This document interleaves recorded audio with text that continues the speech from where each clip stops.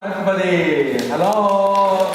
Welcome back to the November 2018 special Holiday Talk event. Tonight we are extremely happy and delighted to have Mr. HUANG and his colleague Wayne to join us tonight. Let's give a big welcome to them. First of all, I would like to say I know Ian for a few years and he's a very decent and professional person that actually learn a lot from you. And that's why tonight we invite Ian to come and share a lot about his journey. He will be talking to all of us about how he became such a nice person, what he has been doing since his university life until today. So before we start the talk, I would like to give you guys some background about Ian. I would say, Ian, you are American, right? You hold your American passport. He's a businessman and studied in US. He's rooted in Hong Kong, so that's why he's a graduate from a very famous high school in Hong Kong called Pui Jing. Okay, he's a Pui Jing alumni, and then he worked in Silicon Valley for many years. And also, if you're using computer, the old hard disk standard, which is called the SCSI hard disk, is actually co-invented by Ian. So there are lots of very interesting stories that we can learn from Ian tonight, and I hope you all can listen carefully about his sharing at the beginning, and then we're going to continue our journey. So with that, I would like to pass the time to Ian and also mention our special holiday talk. We would like to carry this important value: serve the world, passion, entrepreneurship, coding, innovation, aspiration, and life and career. Let's try to see how much you can get from Ian tonight. Thank you, Ian. Good evening. Shall we start? I meant to talk about this for a few years because I realized one of the most difficult things to do is that your life, you must transit yourself in order to move forward. And I really would enjoy the opportunity to share with you what I have, how I transit myself and move forward. Next. Okay, the table of content is first is the introduction of what I'm doing now, and then my value. And this is very important, my value and my career path. And then, with all my respect, I need to mention my mentors who have helped me, who have put up with me, and I give them a very hard time, and they also give me a very hard time. And what I learned from them, and some of the realities in the transitions, and then Q&A. Okay, what I'm doing now is I am doing a startup, and I am the only one probably in the world that we have this kind of board of directors as a startup. Okay, we have Dr. Raymond Ho. He is chairman of Darshan Foundation and chairman of Scat Group Limited, a public listed company in Hong Kong. And we have George, chairman of Cyberport. And we have Ian Chen. He's the board director of China Merchant Group, which is a very large conglomerate. And my colleague, Bill is the founder of the founding vice president of Astri. If you know what Astri is the biggest R&D, research and development institute funded by the Hong Kong government. And then Mr. M.Y. Wong, he's chairman of Astri. Okay, and then I accept the board of advisors, and this list will grow. So I'd like to mention Angan. Angan was the senior vice president, worldwide sales and marketing for Intel 4 years ago. And his last position, 2 months ago, he was president and CEO of Qualcomm. Yeah, can you introduce a bit more about Qualcomm? Some students may not know. Qualcomm, this processor inside is a Qualcomm CityU. Okay, and Qualcomm, they dominate the mobile computing semiconductor business. Intel is a desktop and desktop device, but Qualcomm is the mobile device.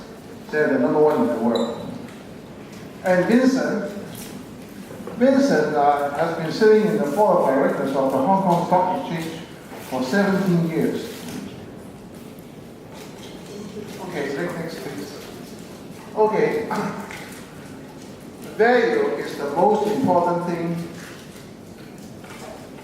It's not the priority of your life. When you pick your partner, or your husband, or your wife, it is most important that you two share the same values. I married twice, and the first one, she's an American, and the value was very different. All the good looks, all the whatever, after 10 years, the good looking and not so good looking, you don't feel it after 10 years.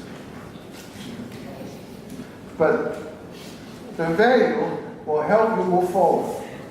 And he or she will support you because they understand your value, you share the same value. But this is very important. You have the wrong value, like I'd like to share with you. I had a Mandy. She was 13 years old then when I first met her, and her father passed away. So she was only a mother. And her math was doing very poor. She was not doing well in school, and I taught her how to study math. And 2 years later, or 3 years later, she became the #1 math student in her school. Then things changed, because her mother, as a single mother, gave her a lot of pressure that she must make money very fast. So what she was thinking is, make herself look pretty. At 16 years old, she was going to have a cosmetic surgery to make herself look good. So a rich man,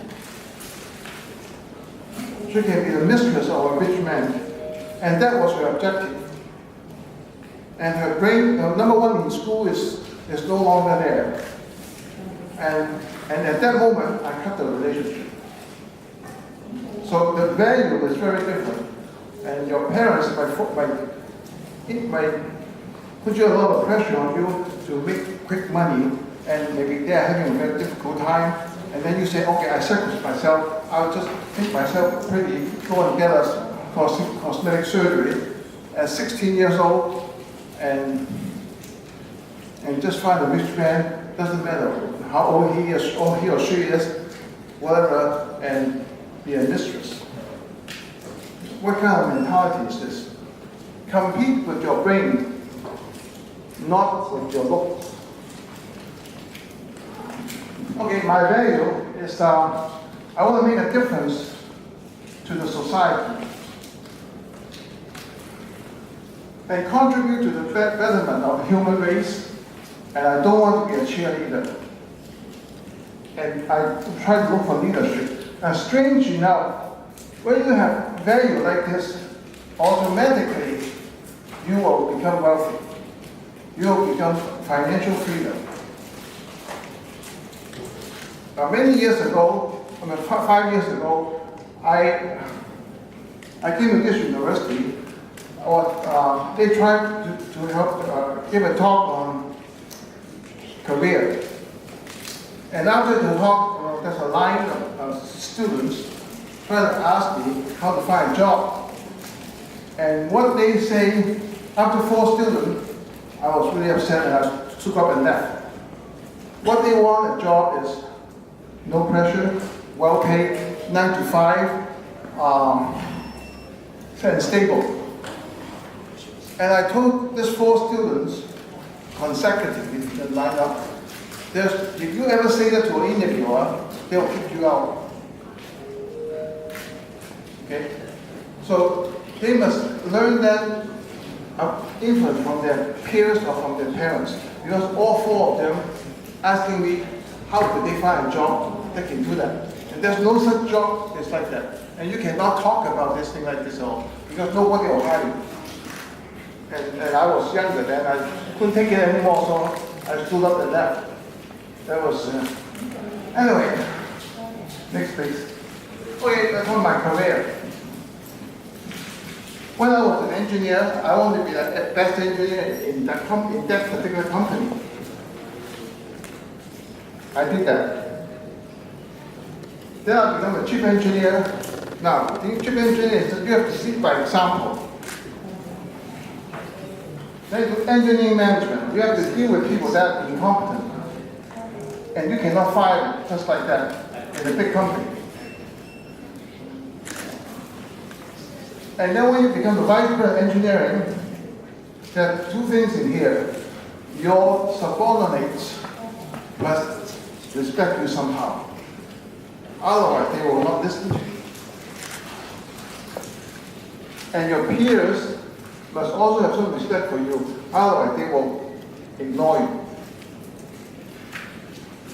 Then you need to develop the company, the overall company, the product roadmap, and the strategy. So it's not just engineering. Then when you become an entrepreneur, you have to learn how to raise money. You have to understand sales and marketing, understand the process. For example, in marketing, some of you are in marketing, you might have already noticed, is that you must create a pull and a push. What's a pull? A pull is promotion, advertising, seminars, PR, like that. And push is that you have to have internal sales to make phone call. You have to create a mind share. People, they say, talk about CityU, they know CityU. They don't say, what's this? That is important. There's a mind share. So marketing is not just market share, and then there's mind share. Now this is, so an entrepreneur, you must know how to do this, and then you must learn how to do deals. And do deals is quite stressful. So one of the things as an investor, they will test you, see if you can handle the stress. You have bad news, you cannot tell your employees, because they will not understand it, they can all quit on you. Okay, so they will have bad news, cannot be always good news. Now, become a businessman. Become a businessman, you must see the whole picture. And you must know what the priorities are. And you must make decisions that not necessarily are popular.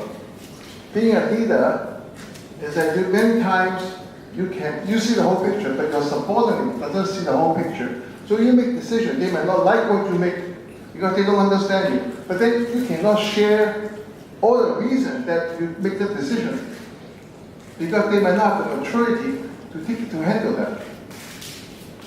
Next please. Okay, here are my mentors. I'm very grateful to them. So the first one is Dr. HUANG. He is the only PhD I knew that has 3 PhD. Electrical engineering, mechanical engineering, and automation. And he taught me, later I'll tell you what he taught me. The second one is Larry Boucher. He was also my boss, and he put up with me. I gave him a very hard time. I remember after work he walked out. He was in his office, and I was saying a penny a day. I'm earning, another day is another penny. And he heard it, and he walked out and looked at me, and he shook his head, and he walked back to his office. Then another time, he asked me to help him because another project was failing. And he asked me to take over to run the project. And I said, why should I do this? I'm doing very well in here, and that project's in trouble. Why should I take the risk to help you? if you want me to take the risk, I need this pay up front. And he was very unhappy. He walked back. Of course, a month later, I noticed my paycheck, the pay was increased. Then he asked, could you do this for me as a personal favor? Help me out, I'm in trouble. And I did help him. I solved the problem in 1 month. Now, the third one is Alan Sugar, the father of the disk drive industry. Alan is, when I talk about him, there's a lot of emotions. He was not my boss. He was my boss's boss, and my boss was 3 level up.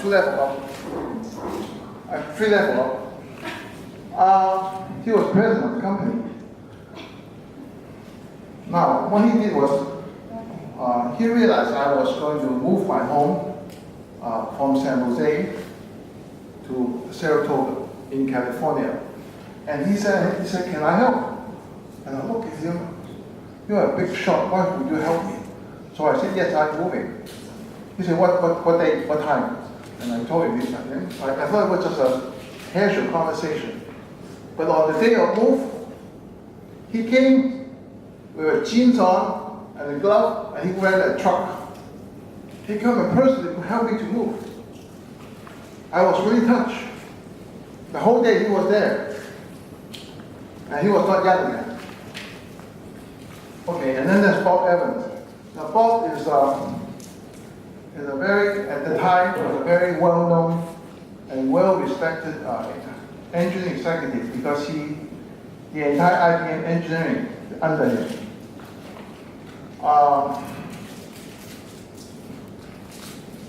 When I met him, he was on the way out from IBM. He was kind of embarrassed because he's the father of IBM 370, if you can remember the IBM mainframe business.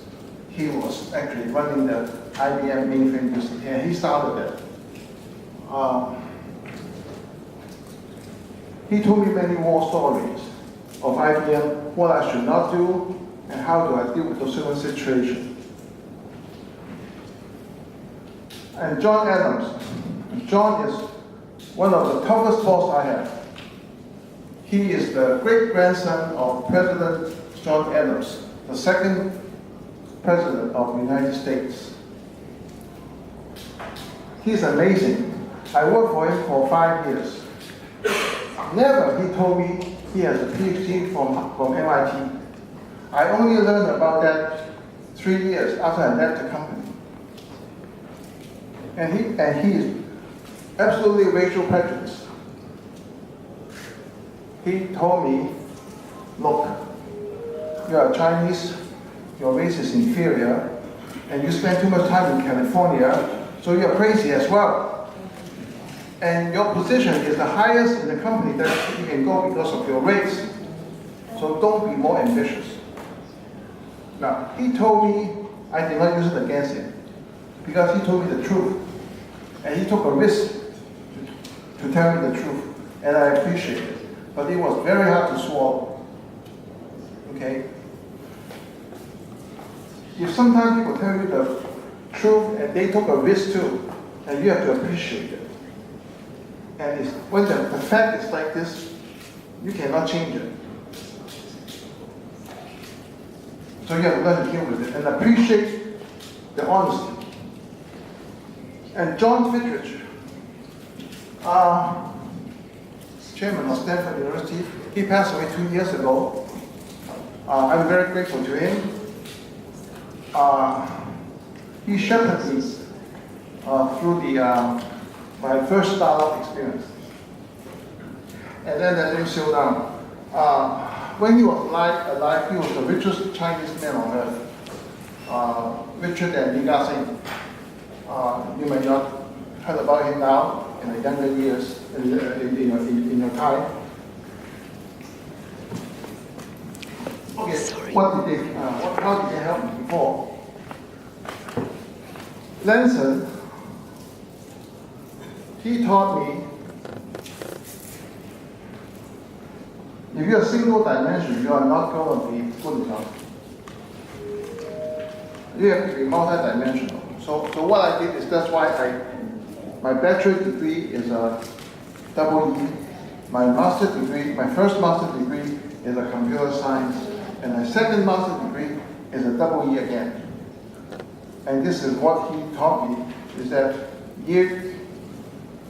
this is really, hope you'll wake you up with it. The people sitting next to you or in front of you or walking the street with you, competing with you, they are your competitors. The person sitting next to you is your future competitors. How do you gain an advantage? If you have more multi-dimensional knowledge, that's where you can gain the advantage. Every day you go to work, you go to school, the person sitting next to you competes with you. Your best friend is competing with you. You can still be friends. It's a separate issue. Okay, Larry taught me don't be a prima donna. When I was younger, I was really a prima donna because I was the best engineer in the company. And one time I went to a meeting at a design review, and there's a whole bunch of people, like around 15 people there, and this gentleman, to present his approach, how to design this product, thing, it's an all-day meeting. I sit there for 10 minutes. I knew it won't work. So I hold my tongue. I waited for half an hour. And I couldn't take it anymore. Because I was young and impatient, of course. So what I did was, I stood up and I said, you will laugh when I say it to him. I said, I cannot stay here for one more minute and stay in this room. Because I spend one more minute with you in this room, I'll become dumb. So it's better for me to leave right now. And I walk out. Okay? Now, this behavior, the boss cannot touch me because my performance review saying was the best engineer in the company. So they cannot touch me because of that performance review. However, Larry came and told me later, he said, you can be the best engineer in the company, but if you behave like this, that's the highest position you can achieve. You cannot go further. That's it. This is your ceiling. And it waked me up a lightning. It's a lightning rod hit me on my head. If you want to get further, higher in the corporate ladder, then you must change. Cannot be a prima donna. I was really rude, and I'm sure that person remembered me the rest of his life, and he did. But his design really doesn't work. Now, then my first interview as a VP of engineering, that's where I met Bob Evans. He doesn't talk much. He just listens and gives some small talks and evaluate. He doesn't fire questions at you. I have interviewed with other people. They ask you 1, 2, 3, 4, 5, 6, 7 questions non-stop. But he doesn't. He just lets you talk, and he asks 1 or 2 questions and talk about something not related. This is a way to fish information as how much you know, and also look at your character, not just knowledge, and how you deal with situation. So it's a more sophisticated way to deal with people. And John Adams. Now John, I have a lot of respect for him. He taught me how to see the future. And he was a visionary. Today, if you are in computer science or in computer, you will look at networking, so called peer-to-peer networking. He was the father of peer-to-peer networking, to go against IBM's hierarchical networking. He was the one who invented that scheme. And he is brutally honest. He doesn't hold punches. And but if you are right, he lets you do it. For example, I had two bosses at the time. One is a dotted line boss, one is a solid line boss. And my dotted line boss always tell me, don't talk to Adams. Don't even see him. If you see him, I'll shoot you. That kind of management, okay? I tell you, in high up, it can be very brutal. And the way I deal with it is that I cannot listen to both of you. You guys should solve your conflicts between the two of you, and should not let me as subordinate putting the pressure on me. So I said, I'll do it my way. And John said, okay, you can do it your way, but if you're wrong, I will shoot you too. But if you're right, I'll eat it. No. And he backed me up 100%. There was one time, because we're looking for people, can't find people. So the company, and I authorized it, to put a one whole page ad at the Boston Globe to look for engineers. Well, the world was against it. You let our competitors know what we're doing, because you advertise around 30 jobs in the Boston Globe newspaper. And John come in and say, I asked him to do it. I authorized him to do it. He did not authorize it. Okay, so I was really touched. Okay, John Fitridge, he was my first angel investor. I was an entrepreneur and was looking for funding. And somebody introduced me to him. He came, he listened to my sales pitch for around 2 hours. And then he said, I'll invest in you. So I waited for 3 days, nothing happened. So I called him. I said, John, you said you would invest, but I heard nothing from you. He said, sure, come to my office. I went to his office and he wrote me a check. At that time, it was $300,000 US, just like that. Okay, I was really touched. Now the last one is Lim Xiu Lam. He taught me how to become a businessman. For example, he told me, yeah, you are actually very timid and very careless. And I said, what? I think I'm very careful and I'm very aggressive or assertive. He said, no, you are actually very timid and you're very careless. I really didn't like that statement. But 2 months later, I kept soul searching myself. After 2 months, I realized he was 100% correct. I went back to him and said, you're 100% correct because I did not see the whole picture. And I think I was being assertive and brave and dared and risk-taking. Okay, so now talk about mentors. Mentee relationship. This is a good example here. I've been saying this for quite a few years, and there are some people who do not like this. But my experience is, mentor and mentee relationship, you cannot have a phased marriage. You cannot do a shotgun approach. You have to develop it on your own. The mentor has to willing to pick you, and you must be, or you're also willing to pick him. It's a two-way street. Okay? The respect comes from both sides, and the mentor is just helping you, and he wants something back too. Cannot be just a one-way street. He just helps you and you don't do nothing. I give you an example. When I was